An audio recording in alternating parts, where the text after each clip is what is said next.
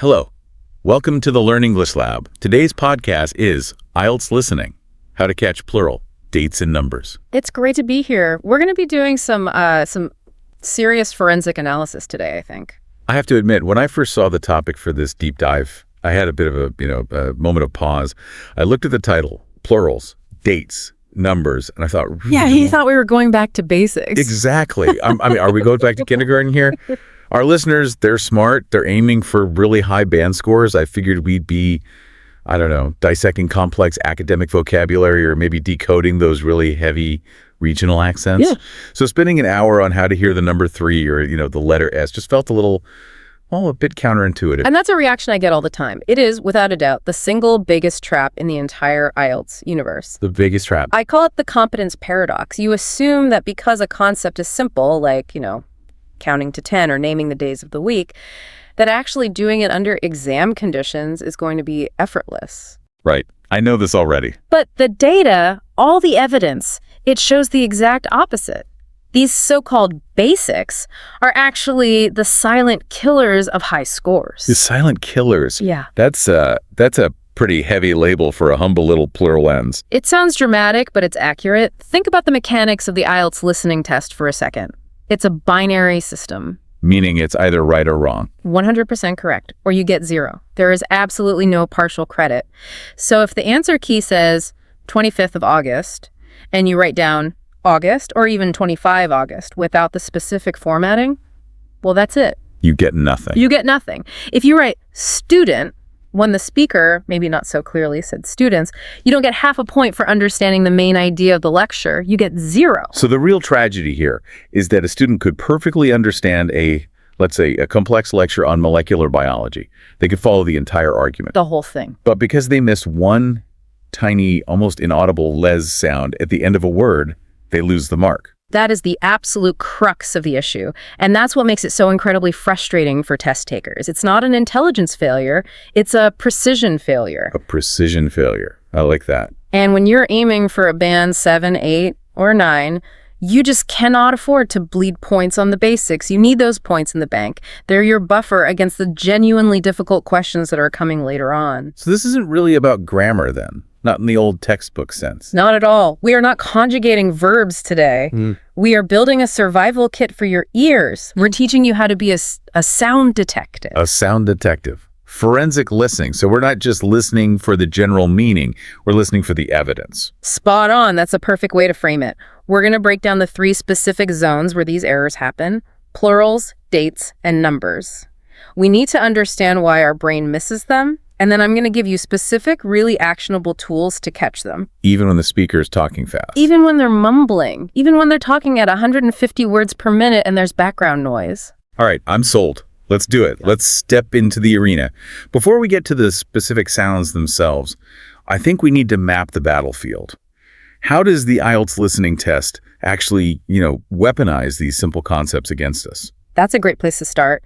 It helps to view the test not just as a language test, but as a concentration test. And it's designed with a progressive difficulty curve. Meaning it starts easy and gets harder as you go along. In theory, yes. But that structure itself is, it's deceptive. Let's look at section 1.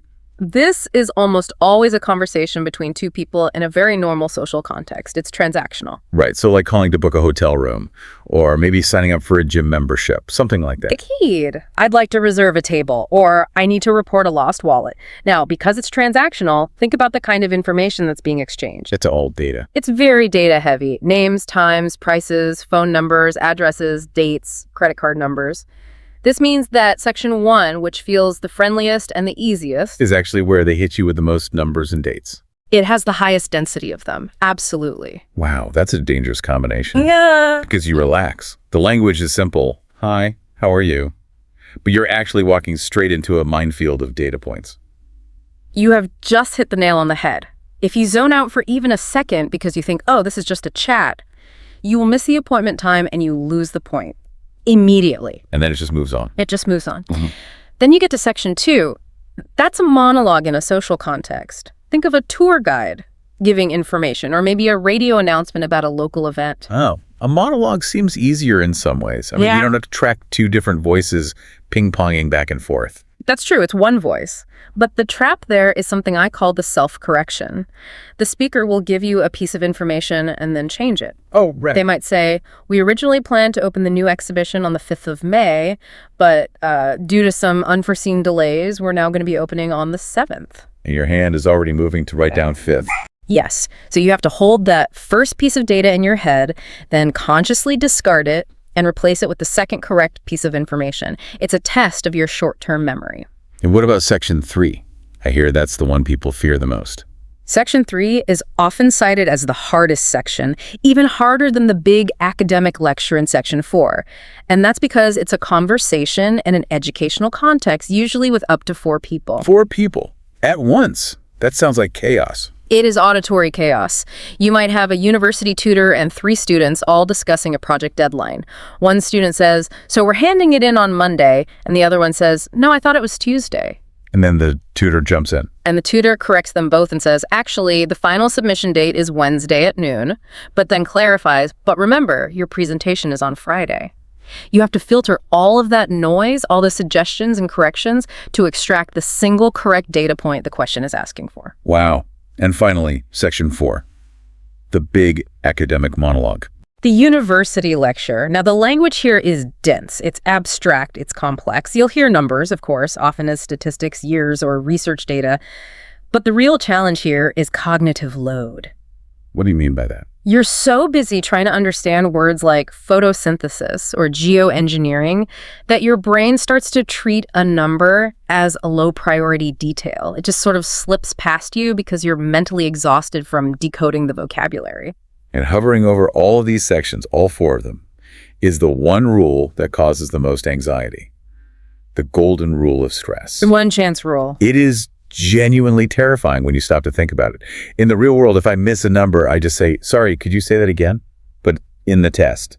There is no rewind button. There are no pauses. There's no mercy. You have roughly 30 minutes for 40 questions. Speed and efficiency are absolutely paramount. And if you miss something, if you miss a date in section 1 and you spend just 5 seconds panicking about it, wait, was that the 13th or the 30th?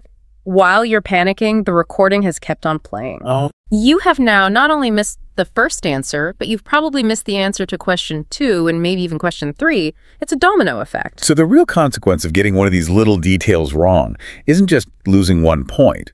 It's the potential for a complete cascade of errors. That is the reality. It breaks your flow, it shatters your concentration, and that is why we need to automate these skills. You need to become a sniper. 1 shot, 1 hit. No thinking required. Okay, let's load our weapons then. We're going to start with the first category, which I think is maybe the most insidious because it's so small. Plurals, the plural trap. S marks the spot. So why is this so hard? I mean, intellectually, I know that dogs is 1 and dogs is more than 1. Is it really just about the physical capability of hearing that tiny sound? It starts there, yes. It starts with the acoustic challenge. In a perfect world, or maybe inside an ESL classroom, teachers tend to over-enunciate. They say, the dogs are barking. It's very crisp and separated. Right. But in the IELTS recording, the speech is designed to be naturalistic. It's connected speech. And it's fast. Very fast. And often with background noise, maybe a slight echo, or different accents. Now, the ease sound itself is what linguists call a sibilant. It's a high-frequency hiss. Like a little snake sound. Exactly. And acoustically, it has very low energy compared to a vowel sound like o-it-u or hey. So it's very, very easy for that little hiss to get lost or buried or even blended into the next word. Blended? How does it get blended? Well, if a word ends in ease and the very next word starts with a vowel, the ease sound can sometimes feel like it jumps across. Cats eat can sometimes sound a bit like cats eat. I see. Or if the next word also starts with an a's, like in gas station, the 2 sounds merge. You don't hear gas station, you just hear 1 long hissing sound. It gets compressed. And then, just to keep us on our toes, English throws in the irregulars. Oh, yes. The words that just refuse to play by the rules. Children, mice, people, men, women, feet. There's no e's at the end of any of those, but they're all plural. If you are only listening for that snake sound, the hiss, you will miss those entirely. Okay, so if we can't always rely on our ears to catch this fleeting sound that might not even be there, how do we fight back? What is strategy number 1? Strategy 1 is still auditory, but it's about refining your focus. I call it the auditory marker. You have to train your ear to be hypersensitive to the S and ES endings. You need to actively listen for that little vibration at the end of the word. Let's break that down a bit more. If I say, the dog is barking. Singular, dog. There's a hard stop on that G sound. It's what we call a voice stop. The sound just ends. Okay. Now, the dogs are barking. Plural, dogs. Now listen very closely to that ending. The dogs in dogs doesn't actually sound like an S, does it? It sounds like a Z. Dog Z. Oh, you're right. It's a buzzing sound. It's a buzz, not a hiss. And that's because the G sound, before it is voiced, your vocal cords vibrate to make it. So the plural marker becomes voiced too. That is a crucial distinction. So we aren't just listening for a hiss. We're listening for a buzz or a hiss. That's it. So a word like cats that ends in a voiceless T sound gets a hiss. Cats. A word like dogs that ends in a voiced G sound gets a buzz. Dogs. You have to prioritize hearing the very end of the word. Most students focus on the beginning to get the meaning, but for the points, the money is at the end of the word. Okay, but let me play devil's advocate here. What if the recording quality is a bit muddy? Or what if the speaker has a really soft voice and I genuinely, physically cannot hear if there was a hiss or a buzz? Am I just out of luck? Absolutely not. That is the exact moment you switch to strategy 2, Sherlock Holmes mode. Sherlock Holmes mode, I like it. Right. You stop listening just to the word itself, and you start looking at the crime scene around it. You look for clues. So you look at the rest of the sentence. You look at the context. The English language is actually, well, it's quite redundant. It rarely relies on a single tiny letter to convey a big concept like number. The sentence usually contains other words, witnesses, if you will, that testify to whether the noun is singular or plural. Give me a practical example of how that works. Okay, imagine the speaker says, there are 2 chairs in the room. Now, maybe he speaks very fast and chairs get swallowed. Maybe it just sounds like chair. But what other word did you hear? I heard 2. You heard the word 2, and 2 forces chairs to be plural. You simply cannot have 2 chair. It's grammatically illegal in English. So even if my ear didn't catch the zez sound, my logic engine, my brain, knows it must be there, so I should write chairs with an ez on my answer sheet. Correct. If you write chair, you are actively ignoring the logical evidence provided by the rest of the sentence. And what about the opposite? How does it work for singulars? I saw a chair in the corner. The article a is your big clue. A is derived from the Old English word for one. It signals singularity. So even if there's a bit of static on the recording and you're not sure, the presence of a tells you with 99% certainty that the noun is singular. That's a huge relief. It means I don't have to rely 100% on just my hearing acuity for that one little sound. I can use the syntax of the sentence. And that leads perfectly into strategy 3, which is probably the most robust fail-safe mechanism we have. It's verb agreement. This is grammar coming to the rescue. Subject-verb agreement. I remember doing endless drills of this in school, but how does it help us in the heat of the moment during a test? It is the golden rule of English sentences. The verb has to agree with the subject and number. Let's look at this pair of sentences. Listen very closely to the verb. The employees are working on the project. Okay, are working. Now the second one, the employee is working on the project. Is working. Okay, I see it. In that first one, the employees are working. Even if I completely missed the as on employees, maybe the speaker mumbled it or something, that word are just screams plural at me. It screams plural. Are is exclusively used for plural subjects in this context. And in the second one, the employee is working. The word is guarantees singular. So if I'm taking notes during the test and I hear something like the mumble are working, my pen should automatically, reflexively, write the noun with an as at the end. Yes. It's a logical deduction. The verb are implies that more than one person is involved. It is a mathematical certainty in grammar. You are using the verb to reverse engineer the noun. It's a beautiful little trick. That is a great tip. It really takes the pressure off hearing just that one word perfectly.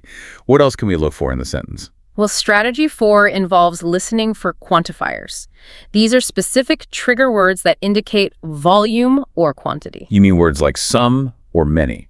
Exactly. Words like several, many, a few, a number of various different, or even just specific numbers like 2, 3, 100. So if I hear, I have several books on my shelf, the word several does all the heavy lifting for me. Well, I know books has to be plural. That's it. Or she has a few dogs. These keywords act like flashing red lights on your dashboard warning you.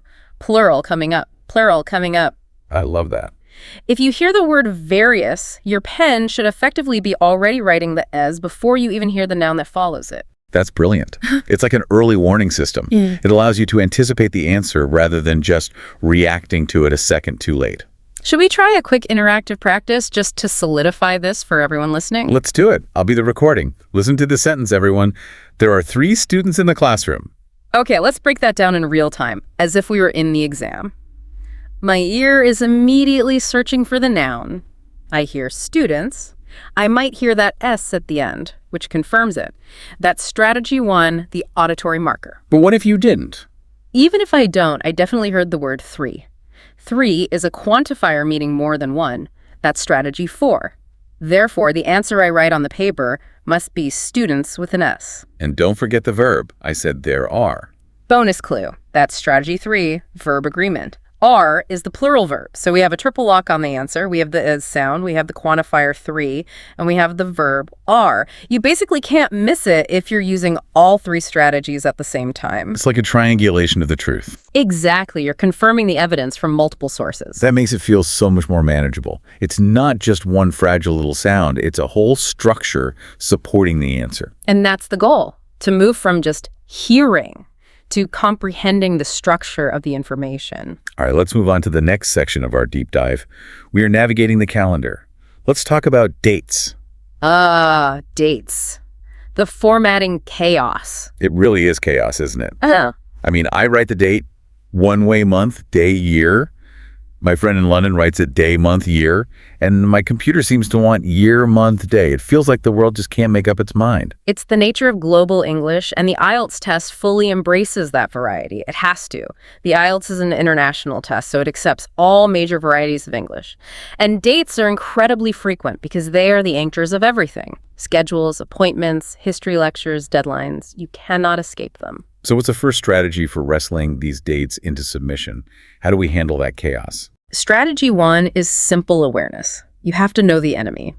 And the enemy is the 3 formats. You have to be mentally prepared to hear the date spoken in any order. You cannot go into the test expecting just one style. Okay, walk us through the big 3. What are we most likely to hear? First, you have the format that's very common in spoken British English and many Commonwealth countries. Day, month, year. As in the 3rd of March, 2026. The 3rd of March. I notice he uses the article the and the preposition of. It's a bit longer. Yes, it's a bit more formal. Then you have the month, day, year format, which is standard in American English, but is now used very widely around the world. September 10th, 2026. That's a bit shorter, punchier. It is. And then there's a third one, which is the year, month, day format. 2026-05-12. That sounds like a robot talking. Or like a serial number from a computer. It sounds like a deadline or an official form or a database entry. And you will often hear this in section 1 when someone is on the phone filling out a form. The agent might say, "And your date of birth, please?" And the person will reply, 1990-01-20. And the key is to write it down exactly as you hear it. Do not try to convert it in your head. If they say 1990-01-20, you write 1990-01-20. Don't try to flip it around to the format you prefer. So flexibility is key here. Do not lock your brain into expecting month first. Because if you do, and they say the day first, you'll write the day in the month column on your answer sheet, and then everything gets messed up. That is precisely the danger. Now, strategy 2 involves our little friends again, the prepositions. Small words that predict big information. How does that work with dates? Prepositions act as flags. They tell you what kind of temporal information is coming next. For example, if you hear the word on, what usually follows? The specific day. On Friday or on May 5th. Bingo. On precedes a specific date or a day of the week. Now, if you hear in, what follows that? Usually a wider time frame. In December or in 2024 or in the summer. Right. And what about by? That sounds like a deadline. You need to submit this by Friday. Exactly. So imagine the question on your paper asks for a specific date. Date of arrival. You're listening to the recording. The speaker says, "We plan to arrive in." My brain should pause. Your brain should pause. In signals a month or a year is coming, not a specific date. So if he then says, "In July," don't immediately write July in the answer box. Keep listening. He will likely continue. Specifically, on the 14th. The on is your trigger. That's the signal to write. That's a great filter. It stops you from jumping at the first time related word you hear and writing down the wrong information. What are the numbers themselves in dates? They aren't just normal numbers, are they? No, and this is strategy 3, the ordinal numbers. This is where the number 2 becomes second. As in the 2nd of July versus 2 July. You will almost never hear 2 July in a native English context. It is always the 2nd. And the listener needs to be really attuned to those little suffix sounds at the end of the number. The S for first and for second, ard for third, and the for everything else. Like the 4th, the 5th, the 15th. Yes. And this is crucial for differentiation. Listen to this. The 15th of January versus the 50th anniversary. 50 versus 15. That ordinal th sound is a key detail. But for dates specifically, you are listening for that position in the month. And when we write it down, should we use the little letters, like 2 and D? That's a good question. In IELTS, writing 2 July or 2nd July are both marked as correct. So you don't strictly need the little letters, the superscript, for the answer to be valid. But hearing the end in your head confirms for you that you've got the right number. It confirms you didn't mishear 22nd if they just said second. Got it. Now, what about the months themselves? They seem easy enough. I mean, everyone knows January, February, March. You'd think so. But strategy 4 is all about month name pronunciation. In natural speech, speakers get lazy. Lazy. Well, efficient is maybe a kinder word. In natural connected speech, we swallow sounds to speak faster. Take the month February. How do you say it when you're just rushing or chatting with a friend? I probably say February, or even just February. Exactly. That first R sound often disappears entirely. August can become August. It gets very short. The speaker might say, the exam will take place in February. If you're waiting to hear a clear, crisp, perfectly enunciated February, you might miss it completely. So we need to be familiar with the slang versions or the fast versions of the months. Yes. Don't expect the Queen's English pronunciation every single time. Expect real people talking at a real pace. Expect January for January. Let's do another one of these practice moments. I'll read the sentence. The seminar will be held on April 18th, 2026. Okay, let's do the breakdown. First, what's the format? Month, day, year. Right. What was the preposition I used? On, which signals a specific date is coming up. Good. The month. April. Clear enough. Now, the number, I said 18th, it's an ordinal number. You have to hear that the sound at the end. That distinguishes it from 80 or just 8. And it's really important to hear the difference between April 18th and April 8th. That N sound in 18 helps a lot, but the context of the ordinal the is vital. And the year. 2026, usually spoken as 2026. We tend to chunk years into two-digit numbers for ease of speaking. So for the final answer on my paper, I'd write April 18th, 2026. Perfect. You caught the ordinal, you caught the month, you caught the year. You're ready. All right, moving on to what feels like the final boss battle. The numbers game. Where accuracy is absolutely everything. Numbers are just everywhere in this test. Phone numbers, prices, ages, statistics, heights, weights, room numbers. It feels overwhelming. It can be. But numbers in spoken English follow very predictable patterns. And strategy 1 is all about rhythm and grouping. What do you mean by rhythm? A number has a rhythm. It does. Speakers rarely say a long string of numbers in a flat, robotic way. They don't say 1, 2, 3, 4, 5, 6, 7. They chunk them. It's called cognitive chunking. It helps the listener process the information. You mean like with a phone number? A phone number is the perfect example. If I give you my phone number, I don't say it as one long string. I say 1, 2, 3, 4, 5, 6, 7, 8, 9, 0. There are pauses in between the groups. And those pauses are your best friends. They are signals. They tell you when one group of numbers ends and the next begins. It gives your brain and your hand a split second to catch up, so you need to listen to the pauses. If you try to write a continuous stream without paying attention to those breaks, you will get lost. You should write in the same rhythm that the speaker uses. So chunk the information as you write it. That makes a lot of sense. What's strategy 2? Units of measurement. A number without its unit is often meaningless in the test. So you mean just writing down 200 isn't enough? It might not be. If the speaker says the price for the ticket is $200 and the answer sheet asks price, simply writing 200 is probably okay because the dollar sign is often already printed on the paper. However, if the recording says the new building is 30 meters tall and the question is just height and you write 30, you might lose the point. Because the unit isn't on the paper. Right. If meters is not already printed for you, you must write it yourself. You have to know what the number is. Is it dollars? Is it meters? Kilograms? Or percentages. Percentages are a big one. The population grew by 30% is a world away from the population grew by 30. The unit provides the entire context. So a good habit is to always listen for the word that comes after the number. That seems absolutely critical for Section 4, the academic lecture, where you're getting a lot of data. Yes. Missing the word percent can change the entire meaning of the data. The population grew by 30 implies 30 people. 30% could mean millions of people. It's a huge difference. Now, here is where I always get tripped up, and I think a lot of listeners do too. Fractions and decimals. That's strategy 3. They are tricky, and they're tricky because the way we speak them is often very different from how they look on paper. Like the word half. Exactly. We say half, but we write 12 or 0.5. We might say a third, and you have to write 13. You need to be able to instantly convert the spoken word third into the visual representation 13. And what about decimals? 3.5. We would say 3.5. But sometimes, especially with money or specific measurements, a speaker might say 3.5. You need to be able to hear 3.5 and write 3.5 if the question requires a numerical digit. What about big, complicated numbers like 1.25 million? You need to hear every part of that. 1.25 million. Catching that word point is the crucial clue. Now, here's a cultural warning. In many languages, Spanish, German, French, for example, a comma is used for decimals. In English, and specifically in the IELTS test, it is a dot, a point. You must write the point. If you write 1025 on your answer sheet, it looks like 125 and it will be marked wrong. Okay, that's a very important detail. Let's move to strategy 4, which deals with compound numbers. These are numbers like 25 or 79. And why are these special? And what's the trap here? The trap is that they are spoken as two distinct parts, 20 and 5. You must hear both parts clearly. If the speaker says the event starts at 2:45 and you only catch the 40, your answer is wrong.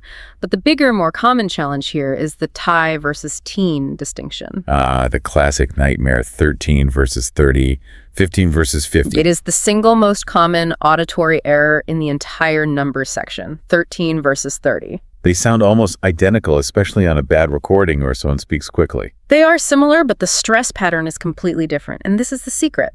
In the teen numbers, the stress is at the end. It rises. 13. 13, okay, yeah. In the tinny numbers, the stress is at the start. It falls. 30. Oh, that is a fantastic pro tip. So 15 versus 50. Precisely. If you hear the stress go UP and lengthen at the end teen, you write 15. If you hear the stress go down and it stops shorty, you write 50. Practice listening for that stress pattern. It will save you so many points. That is genuinely actionable. Let's put all of this together in a final interactive practice. This one is a bit more complex. Listen carefully, everyone. The cost is $150.75 per person.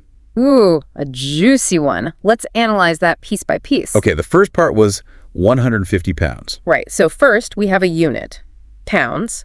Then we have a compound structure, 150. Notice the little word and connecting the 100 and the tens. That's common in British English. Then I said, and 75 pence. Now this is the curveball. Yeah. They didn't say 0.75, they said and 75 pence. So I need to know that pence is the word for the decimal part of a British pound. Yes, just like cents is for dollars.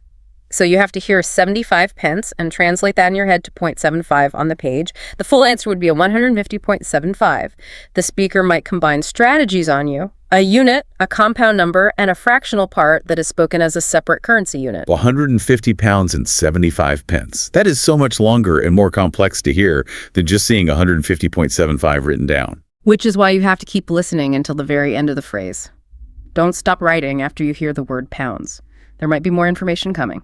So let's bring this all together. What does this all mean? We've covered a lot of ground here, from the hissings of plurals to the rising stress of teen numbers. What's the so what? Well, if we synthesize this whole philosophy, it really comes down to active strategic listening.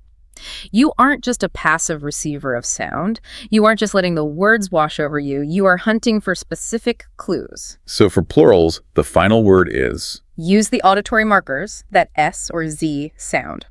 But if you miss it, use the context. Use the verb agreement, is versus are, and listen for the quantifiers, many or several. Those are your safety nets. And for dates? Know the 3 formats. Don't be surprised by day first or month first.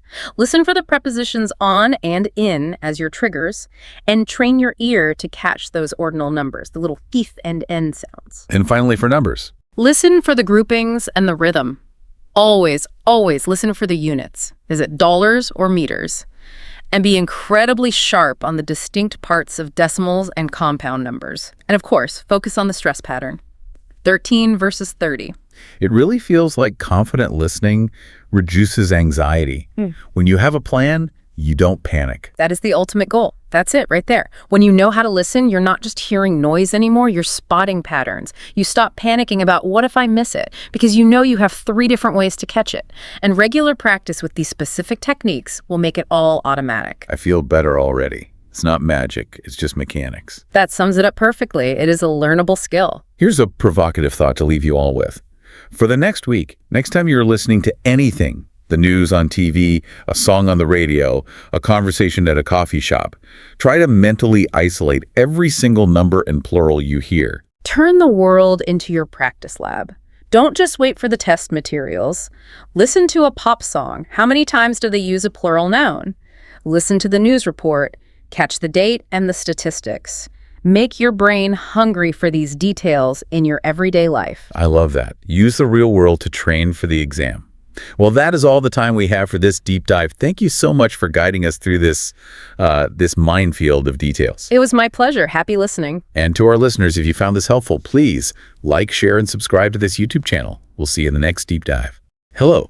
Welcome to the Learn English Lab. Today's podcast is IELTS Listening, How to Follow Long Conversations. It's fantastic to be here. And this topic, I have to say, it's something that comes up constantly. It really feels like the final boss for so many people studying for the IELTS. The final boss, I like that. It's that moment where the rubber meets the road. It is. And for a lot of people, that's where the car, skids right off the track. I think everyone listening has felt that. It's this universal nightmare, isn't it?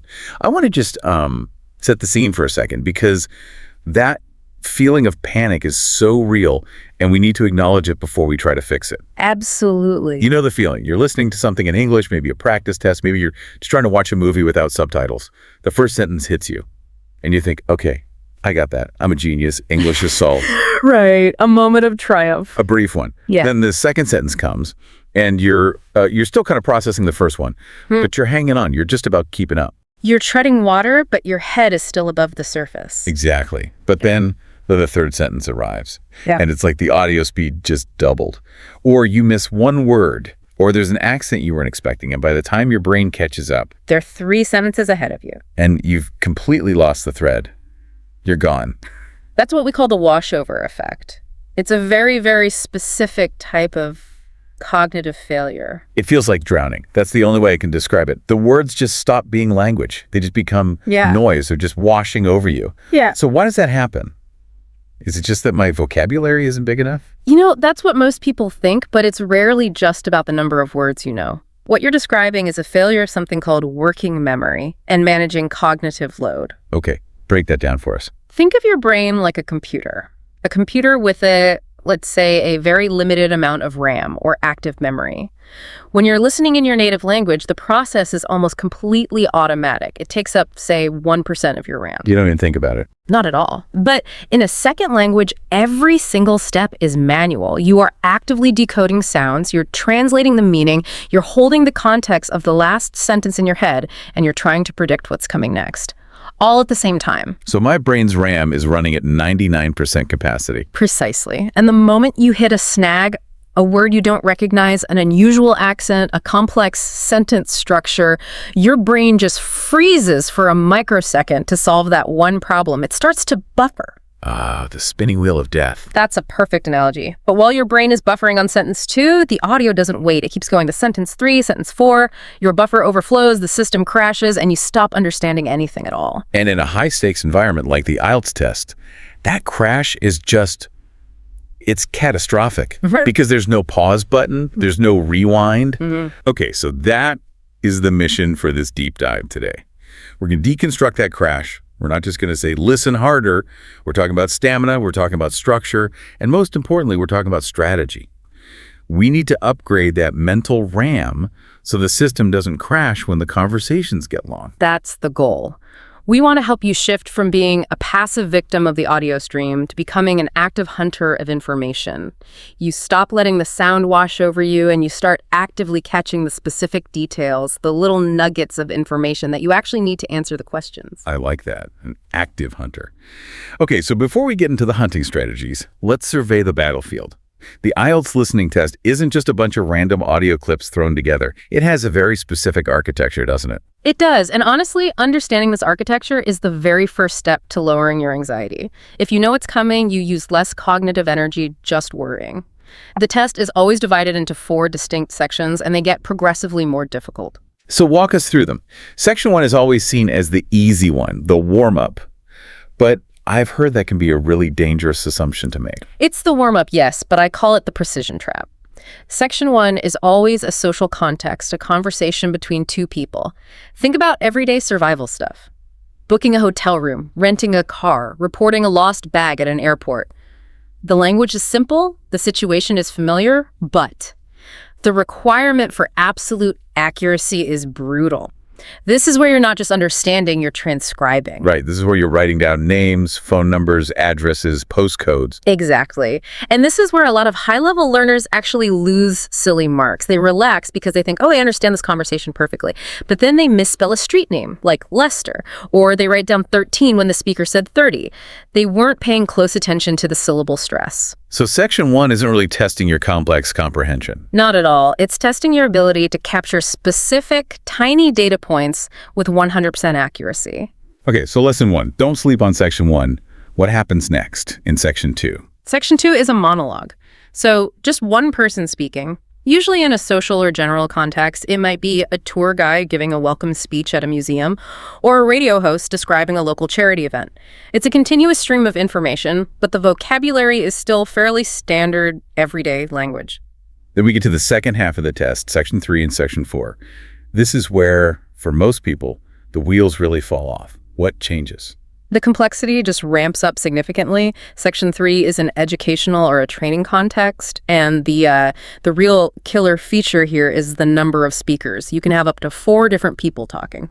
Oh, 4 people. That doesn't sound like a test. That sounds like a chaotic dinner party. It's designed to be chaotic. It's meant to mimic a real university seminar. So you might have a professor and 2 or 3 students all discussing a research project or an assignment. And the challenge there is... Right. What? Just keeping track. It's not just understanding the words. It's a skill we call auditory streaming. You literally have to separate the voices in your head and track who is saying what, who agrees, who disagrees, whose idea was it originally. And I'm guessing they don't all politely wait for each other to finish their sentences? Oh, not at all. That's the point. They interrupt each other. They talk over one another. One student might be really enthusiastic. Another might be skeptical and questioning everything. The test requires you to attribute a specific opinion to a specific person. If you lose track of which voice belongs to Sarah, the skeptic, you're going to get the question wrong, even if you understood every single word they said. That sounds genuinely exhausting. And then just when your brain is completely fried from tracking 4 voices, they hit you with Section 4. The academic monologue. This is the final endurance test. It's one person for about 10 minutes giving a university-level lecture. No breaks. And the topic could be anything. Anything. Biomimicry, ancient trade routes, urban planning, the migratory patterns of birds. The vocabulary becomes much more technical. The sentences get longer, more grammatically complex. It's a real test of your academic listening stamina. So, okay, we've identified the traps.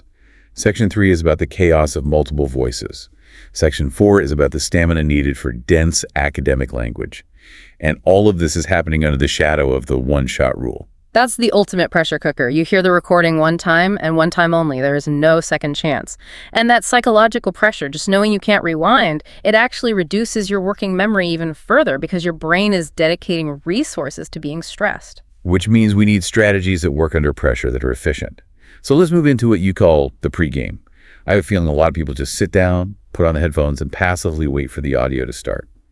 You're saying the battle can be won or lost before a single word is spoken. Without a doubt. If you are waiting for the audio to start before you engage your brain, you have already lost a huge advantage. You absolutely must use the time they give you before the recording to analyze the questions. You need to know your enemy before it attacks. When you say know the enemy, do you just mean read the question? Or is it deeper than that? It's much deeper. It's about knowing the format of the question. Your brain processes information differently depending on what it's looking for. Is it a multiple choice question where you need to evaluate options? Is it a table completion task where you're hunting for specific data? Is it a matching task where you have to link ideas to people? You have to switch your brain into the correct mode immediately. Let's talk about what you call the instructions loophole. That sounds exciting. Is there really a loophole in the IELTS test? It's shockingly simple, yet so many candidates just ignore it in their panic. The instructions are not just rules, they are a map. For example, in a form completion task, the instructions might say, write no more than 2 words and/or a number. And if I write 3 words, even if the information is technically correct in my answer, You get 0 marks for that question. The computer or the examiner just marks it wrong, no exceptions. But more importantly, strategically, that instruction tells you precisely what to listen for. If the instructions say 2 words, you know you're not listening for a long descriptive phrase. You're listening for a concise term like student accommodation or library card. It narrows your focus. it primes your brain for the kind of answer it needs to find. It does. If the gap clearly requires a date, you prime your brain to listen for numbers and months. If it requires a name, you prime your brain for capitalized letters and spellings. Let's really drill down into a specific case study here, because I think this is where people get tricked the most. Multiple choice questions. They look so innocent on the page, A, B, or C. How hard can it be? But they are often the most difficult part of the test. Why is that? They are the absolute classic wolf in sheep's clothing. The reason they're so difficult is because of something called distractors. In a reading test, you can always go back to the text and reread it to check the options. In listening, you can't. So the test makers deliberately use linguistic patterns and tricks to make you choose the wrong answer if you are only listening for keywords. So they're actively trying to trick you. They are actively trying to test if you understand the meaning, not just if you can hear a word. Give us an example. Let's walk through how that would work in practice. Okay, let's imagine we're in section 3, the chaotic one. We have 2 students, let's call them Jack and Sarah, and they're discussing a presentation they have to give. The question on your paper is, what do the students agree is the biggest problem with their project? Okay. And your options are, Not enough time. too much data. Lack of resources. All right, so I'm sitting there, my pen is hovering over the paper. I'm waiting to hear the words time, data, or resources. And here's the trap. You will probably hear all of them. That's how it's designed. The dialogue might go something like this. Jack could start by saying, Sarah, I'm really worried we don't have enough resources to run this experiment properly. Ding! Okay, my brain is screaming, it's C! He said resources! Exactly. A keyword listener would circle C right there. But then Sarah immediately replies, I thought that too at first, but actually, I spoke to the lab technician yesterday, and she gave us full access to the new equipment. So we're fine on that front. Ah, okay, so she just killed option C. It was mentioned, but it's not the problem. It's neutralized. Right. Then Jack might say, oh, that's a relief. True. But honestly, looking at all this information we've gathered, I don't know how we're going to process it all before the deadline. And Sarah says, I know, right? It's completely overwhelming. We have mountains of statistics to sort through. Okay, that sounds a lot like too much data. Option B. It is. But notice, neither of them use the exact word data. They use synonyms or related terms. Information, statistics. This is a very common technique called synonym swapping. They test if you understand the concept, not just the word. Got it. So they guide you to B, but what about A? Well, to complete the trap, Sarah might finish by saying, I just really hope we can get it all analyzed and written up by Friday. And Jack replies, oh, don't worry about that. The professor extended the deadline, so it isn't until next month. We actually have plenty of time. So they mention time, the key word for option A, but they explicitly say it is not a problem. Precisely. This is what we call a negation flip. They state the idea from the option, and then they immediately negate it. So if you're a robot just matching the word time to option A, you fail. If you're listening for resources, you fail. You have to listen for the logic of the conversation. What do they agree is the current problem? You have to be a detective, not a tape recorder. You're listening for the final agreement, not just the mention of a topic. This is a perfect lead-in to our second strategy then. We have to move from just passive hearing to active listening. This is the most important mindset shift you can make. Hearing is the physiological process. It's just sound waves hitting your eardrum. Listening is a psychological act. It's the conscious interpretation of that sound. Passive hearing is letting the audio wash over you. Active listening is hunting. And if you're hunting, you're looking for something specific. You call these signposts? Yes. Academic and formal English is actually very structured. Speakers use specific words and phrases to signal where their argument or their logic is going. We call these discourse markers, but I prefer signposts. They're like road signs on a highway telling you there's a sharp turn ahead or a new town coming up. So what are the most important signposts we should be hunting for? The single most critical category is what I call the pivot. These are words that signal a change in direction. The most common ones are however, but, although, and, on the other hand. I feel like the word however is the biggest red flag in the entire English language. It's a massive flashing neon sign. When you hear the word however, your brain should trigger a little alarm bell. It means that whatever was just said is about to be contradicted or modified in a really important way. In that multiple choice example we just used, the phrase "but actually" acted as the pivot. I thought that too, but actually. If you miss that pivot, you miss the entire meaning of the exchange. Okay, so look for the pivots. What about when they're not changing direction, but just adding more information? Then you listen for sequence markers. These are words that structure a list or a series of points. Words like first of all, secondly, in addition, furthermore, and finally. These are incredibly helpful because they help you understand where you are in the speaker's argument. So if a question asks for the final recommendation and I hear the speaker say, lastly, you know the answer is coming right now. It helps you anticipate. Okay, this brings us to the very practical problem of capturing this information, note-taking. I've seen students in practice sessions trying to write down every single word the speaker says. They look like court reporters, their hands are a blur. Is that a good strategy? That is what I call the stenographer's fallacy, and it is absolutely fatal. You simply cannot write as fast as a person speaks. The average English speaking rate is around 150 words per minute. You can maybe, if you're fast, write 30. The math just doesn't work. It doesn't. If you try to transcribe everything, you will suffer from that cognitive overload we talked about. By the time you finish desperately scribbling down the first sentence, the speaker is already on the third, and you've completely missed the flow and the actual answer. So what's the alternative? We need to summarize. We need to just capture those nuggets you mentioned. You need to learn to filter for content words and completely ignore function words. Content words are the ones that carry meaning. Nouns, verbs, adjectives, adverbs, the data. Function words are the grammatical glue. The A is of, in. You do not need the glue in your notes. Let's do a little simulation. Let's say we're listening to a Section 3 conversation. The topic is a university course called Business Management. The audio starts. What should my notepad look like? Okay, imagine the audio says this. So, the business management course is actually quite comprehensive, and it is a 2-year commitment, although you do have the option to do it part-time over 4 years. If you try to write that full sentence, you've already failed. What should I write instead? You should write bus MGMT 2 years. PET, okay. Abbreviations are absolutely key here. They're essential. Then the audio continues. To get accepted into the program, it is essential that you have a high school diploma, and frankly, the admissions team really wants to see solid math grades.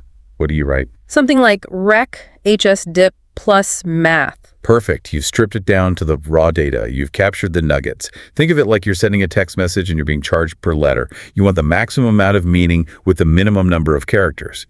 No one is going to grade your spelling or your grammar in your personal notes. They are for you and you alone. That makes so much sense. Okay, let's shift gears to strategy 3. This one is, it's a bit more fun because it involves a bit of acting almost. The accent obstacle course, the IELTS is an international test. We're not just hearing perfect BBC English, are we? No, you are not. And this is a huge hurdle that throws so many well-prepared students off their game. You will hear British English, of course, but you're just as likely to hear Australian, American, and sometimes Canadian or New Zealand accents as well. And it isn't just about sounding different, it's about comprehension. Some words can sound completely different depending on who is saying them. They do. It often comes down to 2 main things, vowel sounds and stress patterns. Let's take a couple of classic examples. The word schedule. Okay. In American English, it's almost always schedule. It starts with a hard sked sound. In British English, it's often schedule.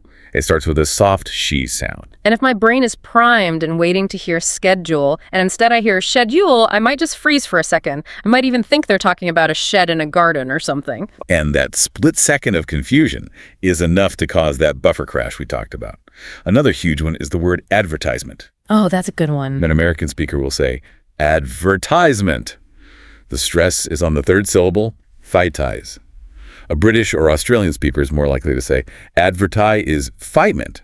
The stress is on the second syllable, vert. It sounds like a completely different word if you're not ready for it. But it goes even deeper than just a few specific words, doesn't it? It's about the whole rhythm and music of the language. It is. This is where we get into more subtle things like connected speech and the schwa sound. The schwa is that weak, neutral sound that's so common in unstressed syllables in English. And in many non-American accents, like British and Australian, they often don't pronounce the R sound at the end of words. So water becomes water. Exactly. Teacher becomes teacher. If your ear is trained on American English, you are waiting for that hard R sound. When it doesn't arrive, your brain hesitates for a moment. Did I get that right? And what about when words seem to just smash together and blend into one? That's a feature called catenation, or linking. It happens when a word ending in a consonant sound is followed by a word starting with a vowel sound. So an apple isn't pronounced an apple, it's pronounced an apple. First of all becomes first of all. If you're trying to hear each word as a separate, distinct brick, you're going to get completely lost. You have to learn to hear the flow. You have to train your ear for it. So how do we train for this? We can't ask the people in the recording to slow down and speak our preferred accent. You need to proactively build an accent library in your brain. Most learners get a huge amount of exposure to American English through Hollywood movies and TV shows.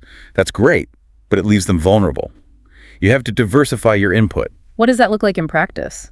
Watch British TV shows. A fast-paced drama like Sherlock is fantastic practice for following quick British speech. Watch Australian news clips on YouTube. Listen to podcasts from New Zealand or Canada. The goal is to make these accents familiar. So it's not just about consuming content, it's about consuming variety. And doing it actively. When you're watching that Australian show, really listen to how they pronounce their vowels. Listen to how a word like no can sound like no more. You want to tune your ear so that when you hear these sounds in the test, your brain doesn't register them as weird or wrong. It just registers them as English. You want to stop the brain freeze before it happens. That's the goal. All right, let's move on to strategy 4.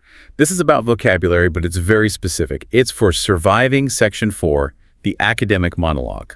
This is where what I call street English will fail you. You might be completely fluent in ordering a coffee or chatting about the weekend, but section 4 is a university lecture. The whole lexicon, the whole set of vocabulary changes. We're talking about what some linguists call Tier 3 vocabulary, right? These are the specific technical terms for a certain field. That's right. If the lecture topic is environmental science, you can bet you're going to hear terms like carbon footprint, sustainable development, biodiversity, ecosystem balance. But here's the really important part. It isn't just about knowing the dictionary definition of these words, it's about processing speed. Explain what you mean by that. Okay, let's take the word sustainable. If you know that word really, really well, when you hear it, your brain instantly tags it with its meaning. Able to be maintained over time without depleting resources. The process takes, say, 0.1 seconds. It's automatic. Okay. But if you only sort of know the word, your brain has to pause. You hear sustainable, and your brain goes, wait, sustainable. Sustained, does that mean strong? Or long-lasting, I think I read it somewhere. That pause might only be a second, but it costs you vital cognitive energy. While you are busy trying to remember the definition, the lecturer has already moved on to explaining why sustainability is important. You missed the main point because you were stuck on the key word. So we need to have these words so deeply learned that they are an instant automatic download in our brain. We need to install them before the test. Exactly. You need to become comfortable with the vocabulary on the academic word list. It's a standard list you can find online of the most common words used in academic texts. Words like analyze, concept, evidence, factor, legislate. And there's another feature of academic language that can be tricky, isn't there? Something called nominalization. Yes, that sounds like a terrifying grammar term, but the concept is actually pretty simple. Now, please explain. Nominalization is the habit, very common in formal and academic English, of turning verbs and adjectives into nouns to sound more, well, academic and objective. Give me an example. In a normal conversation, you might say, the population grew quickly. An academic lecturer in section 4 is more likely to say, the rapid growth of the population led to. They changed the verb grew into the noun growth and the adverb quickly into the adjective rapid. We analyze the data becomes the analysis of the data showed. You've got it. This makes the sentences much denser. They are packed with more information and have fewer simple verbs. If you're not used to hearing language structured that way, it can be very difficult to unpack the meaning quickly. So what's the best training for this? Reading. Yes. Reading academic-style articles is probably the best training you can do for Section 4 listening. Read the science or technology sections of websites like the BBC, The Guardian, or National Geographic. You're not just building your vocabulary, you're getting your brain used to that dense, noun-heavy style. It will help your listening immensely. Okay, strategy 5 is about leveraging structure and logic. We've sort of touched on this with the signpost, but this is about looking at the bigger picture. You call it the narrative arc. That's right. Humans are natural storytellers. We think in stories. And even a potentially boring academic lecture about concrete production will still usually follow a basic story structure. There will be an introduction, a development section, and a conclusion. And how does knowing that general structure help me find the specific answer to question 32? It acts like a GPS for your brain. It tells you where you are in the conversation, which helps you predict what's coming next. Yeah. Let's go back to the professor and student scenario in Section 3. The conversation almost always starts with the introduction. The student will say something like, "Professor, I wanted to ask you about the upcoming exam. What topic should I focus on?" That's your signal. The introduction flag is waving. The main points haven't been mentioned yet. Then we hit the development. Right. The professor will start listing things. Well, you should definitely review the chapters on environmental issues, specifically look at sustainability and the recent data on climate change. This is the meat of the conversation.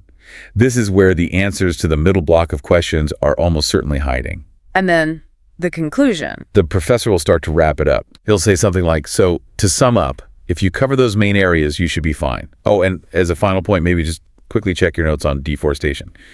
If you hear that wrapping up language to sum up in conclusion, as a final point, you know the topic is closing. And why does that matter so much? Because if you're still desperately waiting for the answer to question 32, but you can clearly hear from the language that the speakers have moved into the conclusion, you know you've missed it. That's a very scary realization to have mid-test. It is, but it's also incredibly useful. It gives you permission to cut your losses. Don't keep half of your brain's attention focused on question 32 while the audio is playing the information for question 34. If you realize the structure has moved on, you have to move on too. Take a quick guess for 32 and immediately refocus your full attention on the current part of the conversation. That's a crucial piece of in-the-moment strategy. You have to sacrifice the lost soldier to save the rest of the army. Exactly right. Don't let one missed answer cause a cascade of 3 or 4 more missed answers because you weren't focused. Strategy 6 is my personal favorite because it makes me feel like I have a superpower, the power of prediction. You call this psychic listening. It can feel like magic, but it's actually just based on grammar and logic. Yeah. You can use the precious seconds before the recording starts to make very educated guesses about the answers. How does that work? You look at the gap in the question paper. The words and the grammar surrounding the gap give you huge clues about what kind of word is missing. For example, the sentence on the paper says, "The tour of the museum will begin at 2." What kind of word has to go in that gap? It has to be a time. Right. So your brain is no longer listening for every single word. It is actively scanning the audio stream for numbers and time-related words like o'clock, a.m., p.m., or midday, or another one. The sentence says, according to the student, the project was taka. What fits there? An adjective, an opinion word, something like difficult, interesting, bad. Exactly. So again, you're not listening for everything. You are filtering the audio stream specifically for adjectives that express an opinion. It makes your listening so much more efficient. We can also use the overall context to predict. Let's use a visual. We're at the Learn English Lab. Imagine our logo is on the test paper with books and a speech bubble. It looks academic. If that was the context given for the audio, what would it tell you? It immediately activates what psychologists call your education schema. Your brain organizes information into folders. If you see that logo, your brain opens the education folder. And inside that folder, you expect to find words like library, assignment, deadline, professor, tuition, research. And you do not expect to find words like sandcastle, spaceship, or spaghetti. By activating the correct folder in your brain before the audio even starts, you dramatically speed up your word recognition and processing. You're ready for the right kind of vocabulary before it even arrives. It narrows the search field for your brain. That's brilliant. Okay, our final strategy, strategy 7. This is maybe the one people neglect the most. building stamina, or as you call it, the gym for your ears. This is the raw physical reality of the test. Concentrated listening in a foreign language for 30 minutes straight burns glucose. It is physically and mentally exhausting. And a lot of students just don't train for that. They don't. Many students practice by listening to lots of short 2-minute clips on YouTube or an app. Then they go into the real exam. And after 20 minutes of intense focus, their brain just turns to mush. They have no endurance. Their focus just collapses. You don't train for a marathon by only running 100-meter sprints. You have to train for the distance. You need a principle from weightlifting. Progressive overload. You have to gradually increase the demand on your listening muscles. So, step 1, start with short, manageable conversations, maybe 3 minutes long, and just focus on the gist. What is the main idea? What are they talking about? Okay, start small, then what? Step 2, increase the length. Move up to 5 minutes, then 10 minutes of continuous listening. And step 3, increase the difficulty. Find a lecture on a topic you know nothing about, or even a topic you find incredibly boring. Why should I practice with a topic I hate? Because it's easy to pay attention to something you're interested in. If you love football, listening to a 20-minute podcast about football tactics is easy. But in the real test, you might get a 10-minute lecture on the history of concrete manufacturing.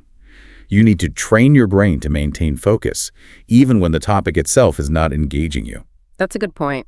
And what about the safety net that most learners use? You mean things like subtitles or transcripts. At some point, you have to take them away. We are so addicted to reading along while we listen, but the IELTS test has no subtitles. You have to force your ears to do the work without your eyes helping them. It will feel very uncomfortable at first. You will feel lost. But that discomfort is the only way to build real listening muscle. Let's run a quick simulation then, a mini workout for our listeners right now. Let's say I'm going to practice with a 3-minute audio clip about 2 friends discussing their weekend plans. What should my drill be? Simple. Listen to it once. Do not pause. Do not rewind. Your only mission is to hunt for 3 specific data points. 1, the day. 2, the activity. 3, the location. Don't try to understand every single joke they make or every detail. Just hunt for those 3 nuggets. So the output should just be Saturday, hiking, Blue Mountains. That's it. Once you can do that reliably, you move up. You try a 5-minute academic lecture, and your mission is to track just the problem and the proposed solution.